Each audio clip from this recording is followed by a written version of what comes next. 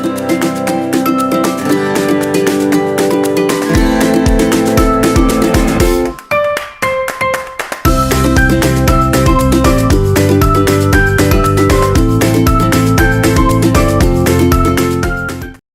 afternoon, everyone. My task is to report about brief introduction of education system in Australia and in the Philippines. To start with, let us define first the term education. So, education is the process in which a person gains knowledge and is considered as one of the essential needs for human survival. That is why most countries' future depends on educating its people. The financial or economical issues and traditions lead countries to different educational routes. Although Australia and the Philippines have some similarities, both countries' education system differ in many ways. What makes a primary difference is that the Philippine government do not have as much fund as Australia do. Australia, being one of the leading countries with high economy, can provide free, high standard and accessible education for its citizens.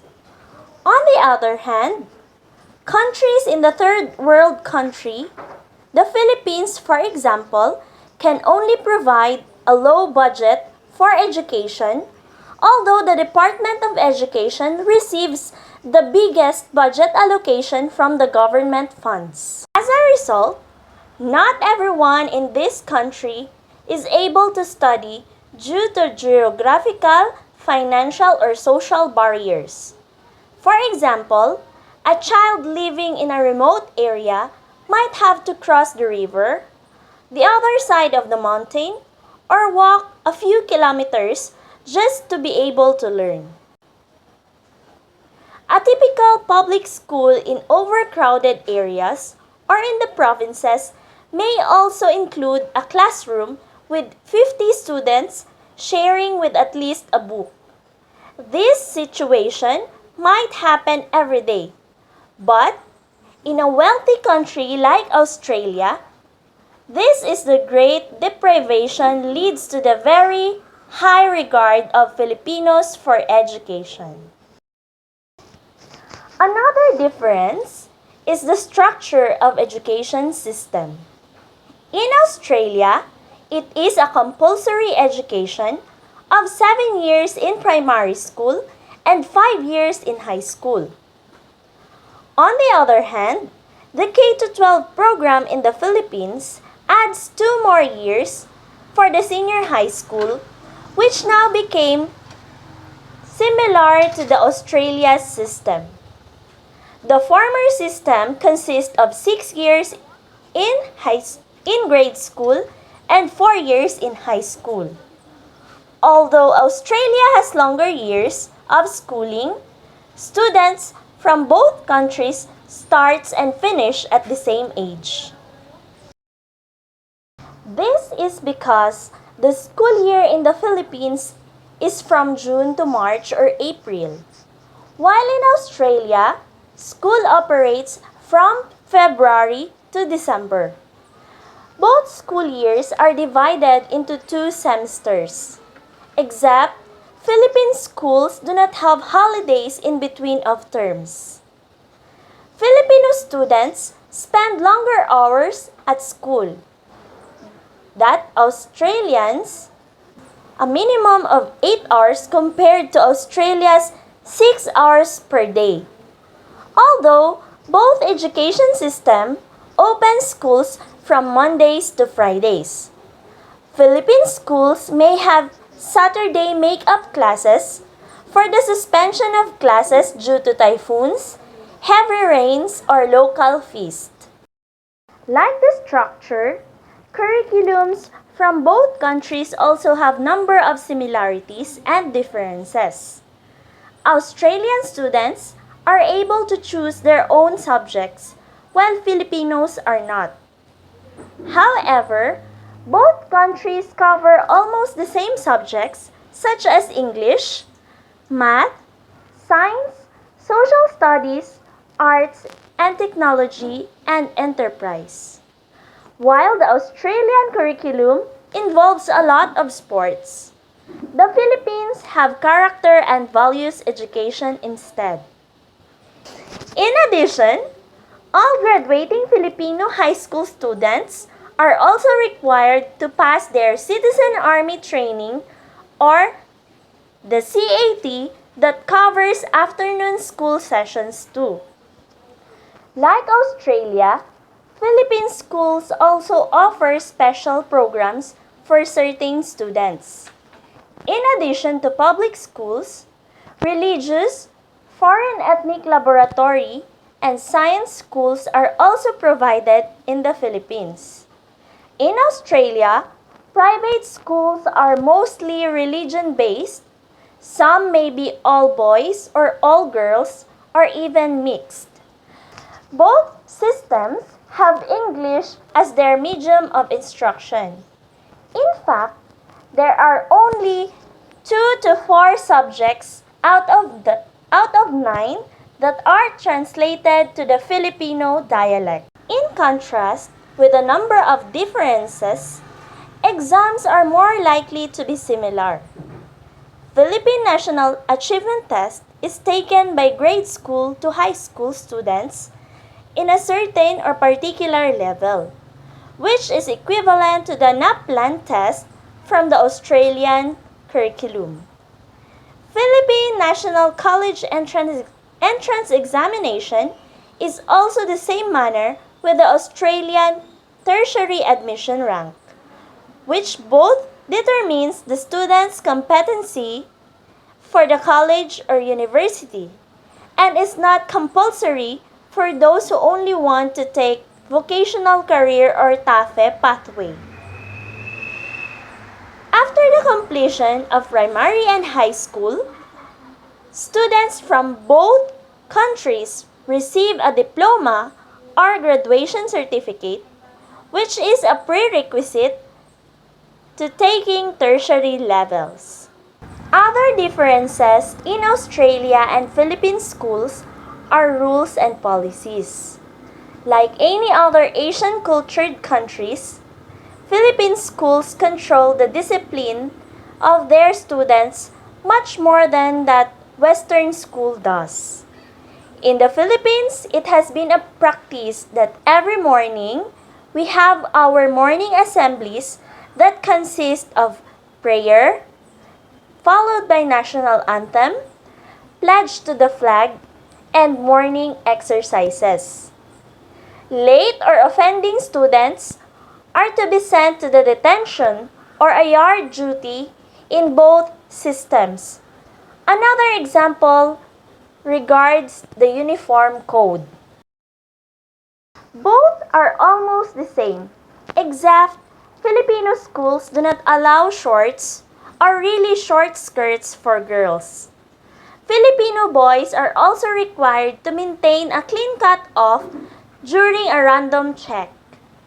Philippine schools use identification cards, usually includes the ID number and personal informations of the students to prevent trespassing and skipping, which is not really necessary for schools in Australia.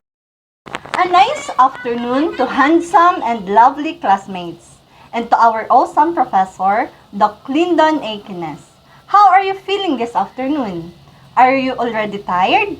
Or are you still alive and well? Well, good! We must concentrate on our studies and enjoy every minute of our class. Relax and soak up the knowledge I conveyed to you as we study about primary education in Australia. I am Mary Grace de Mendoza and I'm from Sarangani Division, East Maitom District, Kipalkuda Elementary School. You can experience the scenery of one of our Maitom tourist spots, the Whitewater Tubing, just a minute away from our school. You're always welcome here. Basta BYOB. It's just a friendly advertisement for us to unwind a little. Okay, let's proceed to our topic. question. In Australia, what is the first level of education? Yes, it is primary. Primary schools are for pupils in grades 1 through 6. It is the educational level in Australia's education system that comes after preschooling. These are school management system that give children with elementary education, which serves as a basis for their future success. This is the first year of compulsory education in Australia. Let's discuss first their preschooling.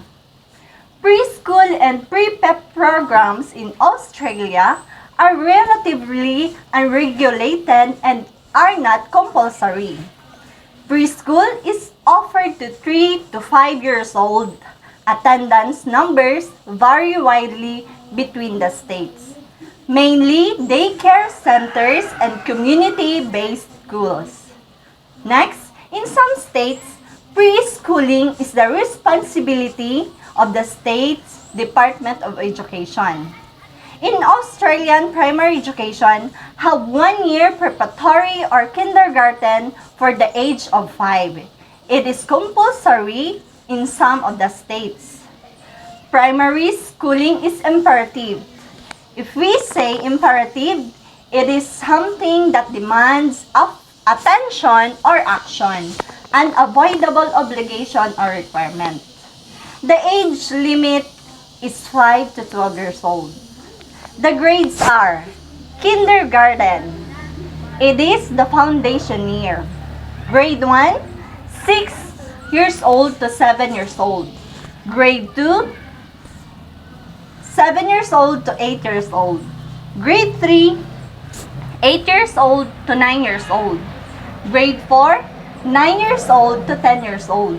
And grade 5, 10 years old to 11 years old.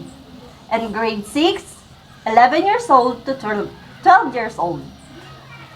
What is their language of instruction? English is the official language of Australia and the main language of instruction in the education system.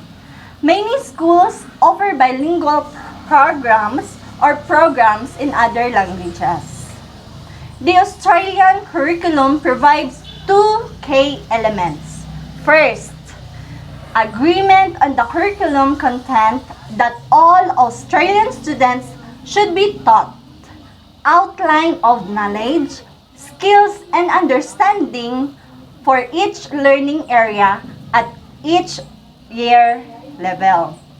Second, explicit advice on the achievement standards that all Australian students should be meeting, depth of understanding, extent of knowledge, and sophistication of skill expected of each students at each year level.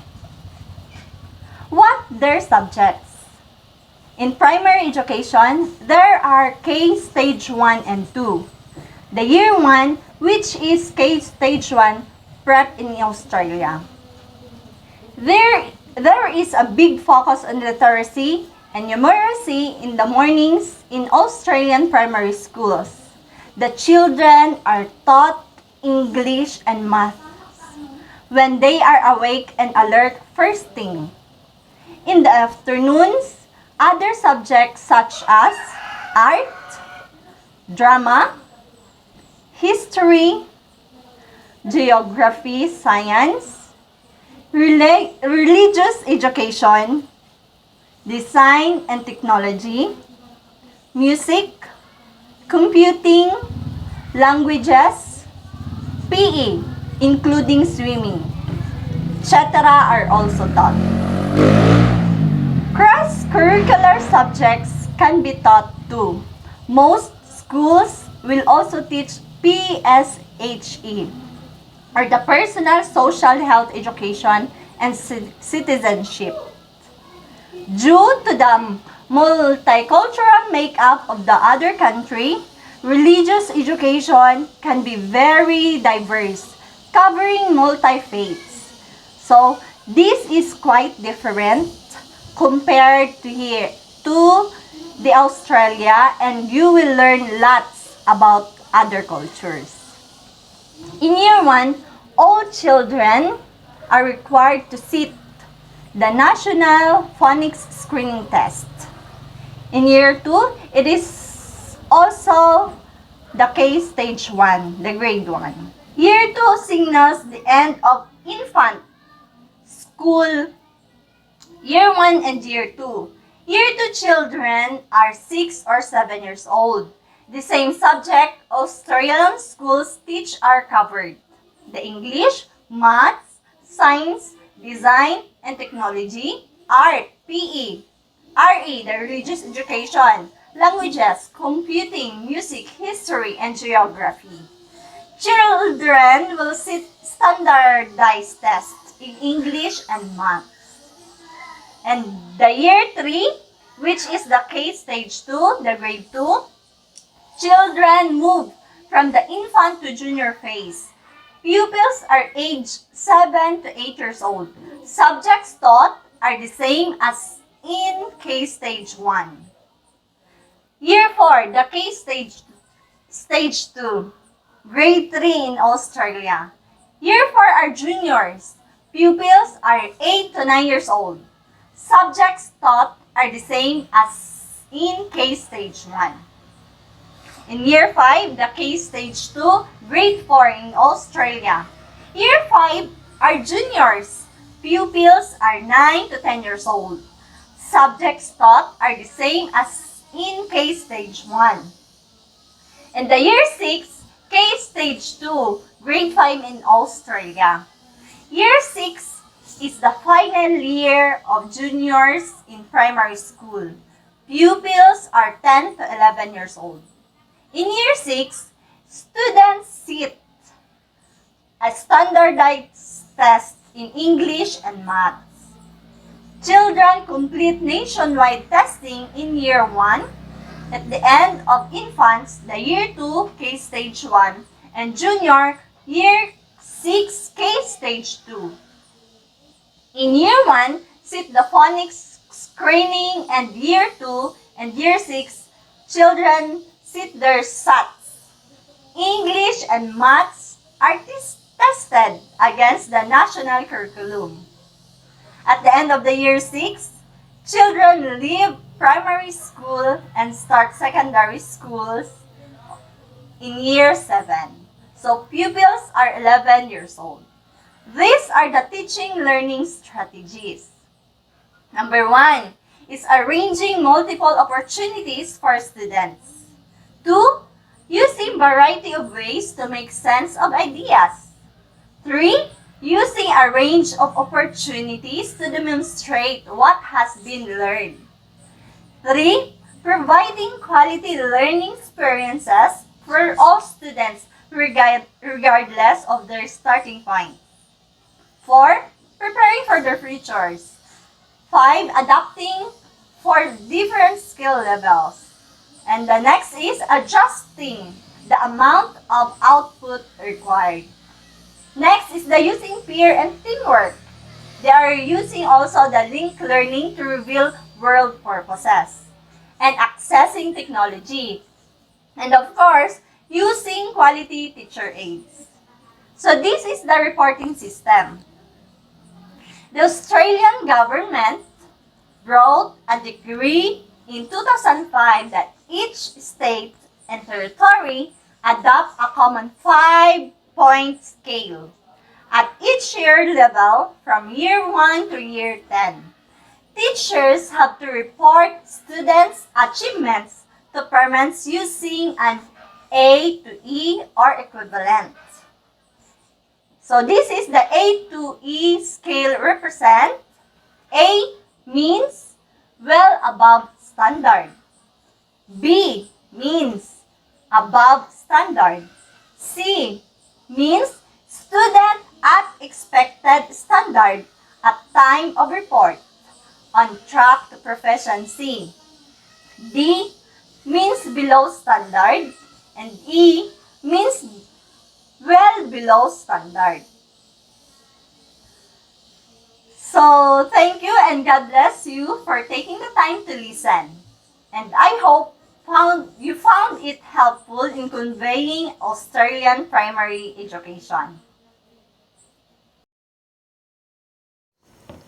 To our beloved professor, Dr. Lyndon A. Keynes, and to my fellow classmates, once again have a great afternoon to everyone. Today, I am tasked to report about comparative education between Philippines and Australia, most specifically in secondary education. But first, let us distinguish the background of both countries that we are comparing in.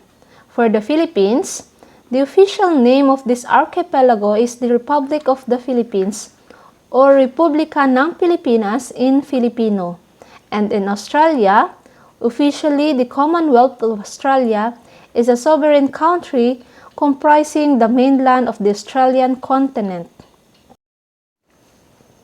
Now, I have a question to ask. Who are responsible for education? In Philippines, the Department of Education is responsible for the provision of primary, secondary, and non-formal education. DepEd provides the overarching framework for education policy within the context of local accountability and transparency. While in Australia, under the Commonwealth Constitution, education in Australia is primarily the responsibility of the state and territory governments. They are largely responsible for the funding of government schools. Next is the language instruction during teaching and learning process of both countries. In Philippines, this policy officially recognizing Filipino and English as official languages of the Philippines in the government, business, and education sectors was implemented. English was the official language of instruction for science and mathematics, and Filipino for all other subjects. And for Australia, English is the official and main language of instruction. In terms of school year, there are also differences between two countries. In Philippines, the school year shall start on the first Monday of June but not later than the last day of August and end at day of March or first week in April. And in Australia, the school year goes from late January until mid-December. It is divided into two half-year periods or semesters, that's so-called high school terms. Each term is approximately 10 weeks in duration, and at the end of term, there are school holidays. However, Philippines and Australia emphasizes the importance of education to economy. For Philippines, a country's economy becomes more productive as the proportion of educated workers increases, since educated workers can more efficiently carry out the tasks require literacy and critical thinking. In Australia, the education sector served as the largest single economic contributor of 37.6 billion Australian dollar in 2018 to 2019. Now, we will talk about an age limit and requirements in secondary education. In Philippines, there are no requirements in secondary education as long as you completed the elementary education. And secondary education for junior high school, grades 7 to 10 lasts for 4 years, and senior high school, grades from 11 to 12, 2 years learning. In Australia, secondary school students between the ages of 13 and 18 years attend high school or secondary schools. Both countries have the same age boundaries. For the subjects offered in Philippines, there are 8 subject areas. Those are English, Filipino, mathematics, social studies, but now it's ARPAN or Araling Panlipunan, science and technology or science, physical education, health and music or FEM, but recently it changed from FEM to MAPE or music arts, physical education and health. Home economics, now it's TLE or technology livelihood education and values education, and it modify as ESP, edukasyon sa pagpapakatao. In Australia, their offered subjects are English, mathematics, science, history, languages, geography, the arts and health, and physical education, information and communication technology, civics and citizenship, economics, and business. In both countries, there are also offered vocational trainings. In Philippines, in a nutshell, technical vocational or TechVo courses are part of the non-formal education in the Philippines under the Republic Act 7796, the Technical Education and Skills Development Programs for Filipino learners. In Australian schools, there are increasing number offer vocational education and training or VET subjects as part of their school curriculum. These subjects allow students to gain practical, work-based skills while completing their senior secondary education and are part of Australia's commitment in providing a balanced education that prepares students for life after secondary schools. Let's move on to average tuition cost. In Philippines, the public schools has a free education, but in private school, it ranges from 100,000 to 250,000 pesos annually. In Australia, secondary school fees for international students differ widely, from 7,800 to 30,000 Australian dollars per year at an elite private school. There is also a variation in number of hours in Philippine and Australian education. For number of hours, an average 8 hours a day usually starts from 7 to 4 is the time standard that students spend in Philippine school, while Australian students spend an average of almost 6 hours per day on education activities.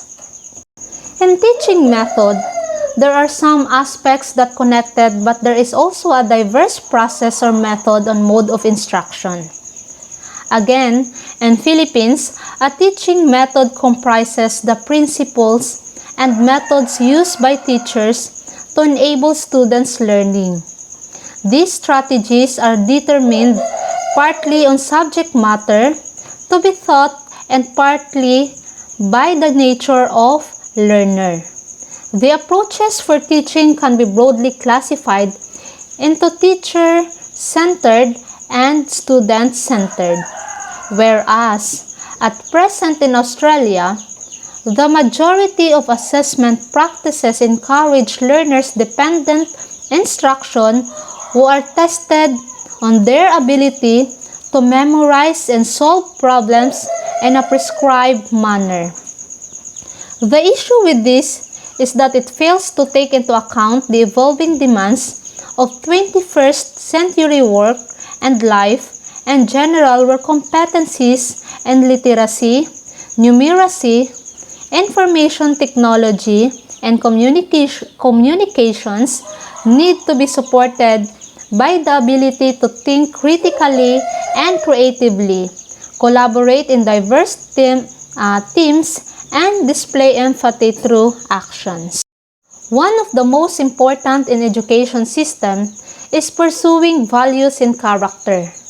In Philippines, it would serve society well if the following 7 Filipino moral values for students were taught in schools, particularly in values education classes.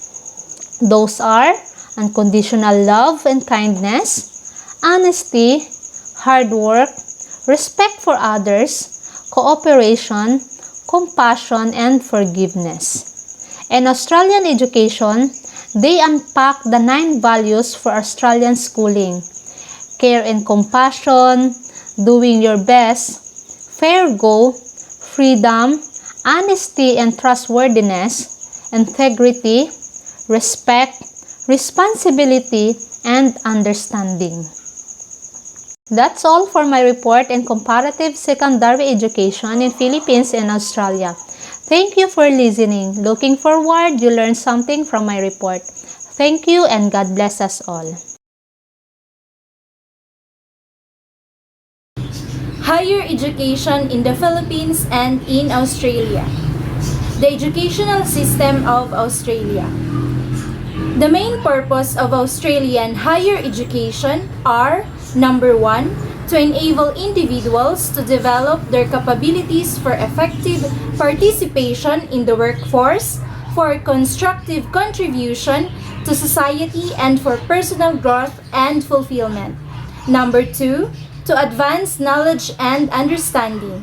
Number 3, aid the application of knowledge and understanding for the benefit of the economy and the society. Number 4, enable individuals to adapt and learn, consistent with the needs of an adaptable knowledge-based economy at the local, regional, and national levels. And the last, number 5, contribute to democratic civilized society. Australian universities are autonomous, self-accredited institutions established by federal, state, or territory legislation. Academic year in Australia begins with the undergraduate level. To be admitted, a senior secondary certificate of education is required. The main stage of the university education leads to a bachelor's degree. Undergraduate studies last between 3: arts, science, commerce, and 4 years education, engineering, 5 years veterinary, science, dentistry, architecture, and 6 years medicine and surgery full-time. Arts and science usually offer either a bachelor's degree, pass, obtained in 4 years. An honors degree is normally required for university level, second stage postgraduate studies. A graduate with a bachelor's degree can proceed to a 1-year to 2-year postgraduate course, leading to a postgraduate diploma. A student who has qualified for a bachelor's degree, honors, may proceed to a master's degree. This degree may be obtained after 1 year, pass degree, or 2 years, honors degree, or full-time study. A student who has qualified for a bachelor's degree, honors, may proceed to study for doctorate, usually PhD, higher doctorate in science, DSCs, or humanities DLET, or upon submission of published work are awarded the degrees. And educational system in the Philippines. Students who graduate in high school consisting of 4 years may proceed to colleges, universities, or technical vocational institutions, which are classified as higher education institutions. Higher education institutions are supervised by a government agency called the Commission on Higher Education, or CHED. Majority of the higher education institutions in the country require entrance examination for admission to college degree programs. Most colleges degree programs are 4 years for baccalaureate degrees. Other highly specialized fields like medicine and law take around 8 years to complete. And for technical vocational education or post-secondary education, there are 2-year courses. Most of the college degree programs are require passing a licensure examination for the specific profession. nursing, dentistry, medical technology, medicine, engineering, and teaching. The examination are given by the Professional Regulation Commission, PRC, while for law, the examination is given by the Supreme Court. After completing the bachelor's or baccalaureate degrees, courses in the master's program of 2 years and doctoral program for 3 years are offered by authorized colleges and universities. Most of these institutions have admission requirements for the specific degrees. Educational issues and trends in Philippines and Australia. Philippine educational setting.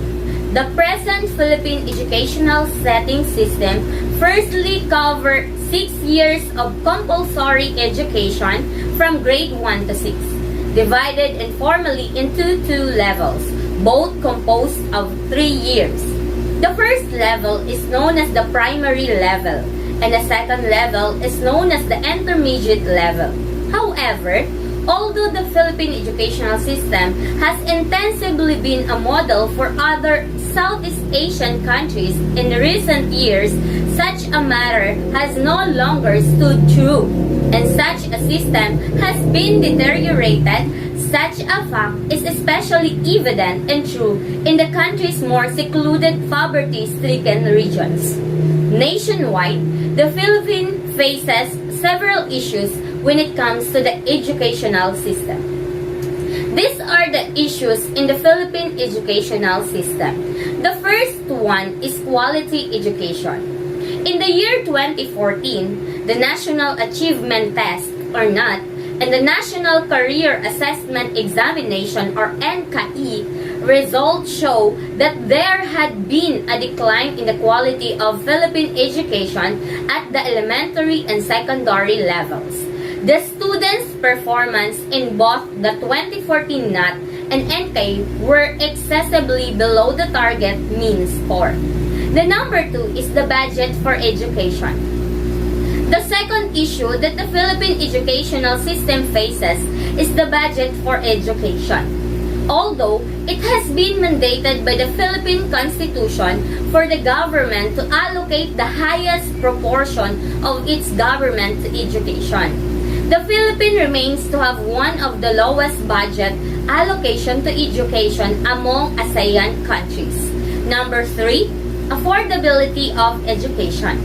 The third prevalent issue the Philippine educational system continuously encounters is the affordability of education or lack thereof. A big discrepancy in educational achievements is evident across various social groups. Number 4, dropout rate or out of school youth. Franz Castro, Secretary of Alliance of Concerned Teachers or ACT, stated that there is a grave need to address the alarming number of out-of-school youth in the country. The Philippines overall has 1.4 million children who are out-of-school youth, according to UNESCO's data, and is additionally the only ASEAN country that is included in the top 5 countries with the highest number of out-of-school youth. Number 5 is the mismatch. There is a large mismatch between educational training and actual jobs. This stands to be a major issue at the tertiary level, and it is furthermore the cause of the continuation of a substantial amount of educated yet unemployed or underemployed people. Number 6 is the brain drain. Brain drain is a persistent problem evident in the educational system of the Philippines due to the modern phenomenon of globalization, with a number of overseas Filipino workers or OFWs who work abroad at any time during the period of April to September 2014 was estimated at 2.3 million. Number 7 is the social divide. Social divide, there exists a problematic and distinct social cleavage with regard to educational opportunities in the country. Most modern societies have encountered an equalizing effect on the subject of education. Number 8 is lack of facilities and teacher shortage in public schools. There are large-scale shortages of facilities across Philippine public schools. These include classrooms, teachers, desks and chairs, textbooks, and audio-video materials. Number 9 is the issues regarding K-12. There is dispute with regard to the quality of education provided by the system. In the year 2014, the National Achievement Test, or the NAT, and the National Career Assessment Examination, or the NCAE, results show that there has been a decline in the quality of Philippine education at the elementary and secondary levels. The students' performance in both the 2014 NAT and the NCAE were excessively below the target and the mean score. These are the issues in Australia about their educational system. There is an abundance of issues in the Australian education system. Some of the problems seem indomitable despite numerous reforms and ongoing government proposals for change. In this post, we shall highlight the major reasons education in Australia is limpid. Number 1 issue is the teachers resigning at an alarming rate. Did you know that 50% of the teachers in Australia leave their profession within the first 5 years of employment? Effort to retain newly qualified educators seem to be dwindling. It is worth noting that new education graduates come with the latest research and teaching methods. This is one of the best ways a student can look at the world with enthusiasm. Number 2 is the discrepancies between schools. There are a lot of gaps between privileged and marginalized Australian schools. The disparities are mainly caused by socioeconomic differences. This problem further aggravates when the major choice of institution separates students according to the socioeconomic status. Over the last decade, a lot of reforms have been ongoing, but significant outcomes are yet to show up. The main reforms which are expected to bring changes are as follows. Number 1, an accessible preschool year for all children. Number 2, curriculum reforms. 3, launching of my school website for national reporting. Number 5, standardized national exams in numeracy and literacy. Number 6, professional standards for principals in education. Some of the never-ending issues in Australian education system include a decline in the performance of Australian major institution in the international exam of science, literature, and math. Number 2, the number of teenagers who complete 12 years successfully is yet to improve. Number 3, modern evidence-based teaching models that focus on the individual students are not taken seriously by educators. And number 4, the efficiency of vocational training shows little or no improvement. These are the common trends of Philippine and Australia educational system. The number 1 is educators focus on students' mental health and mindfulness. Number 2, the internalizations of universities. Number 3, the digitization of the educational system. And number 4, homeschooling and teacher-parent-teacher. Thank you. Given these points, it is clear that a country's education system depends on their resources, traditions, and economy. Some practices of a country might work well for them but not for others. It helps us realize that education is essential and fundamental to every person of every nation. The Philippines may have a better focus on the concern of not only educating the students academically but also to shape up their morality through disciplinary acts, whereas Australia devotes to the idea of individualisms. Education systems in Australia and in the Philippines do not only consist of entirely different perspectives, but also shares a number of similarities. What matters most is that the country's effort to provide education for its children in the highest form possible. I hope you've learned something from our lesson for today. Thank you for watching and God bless us all.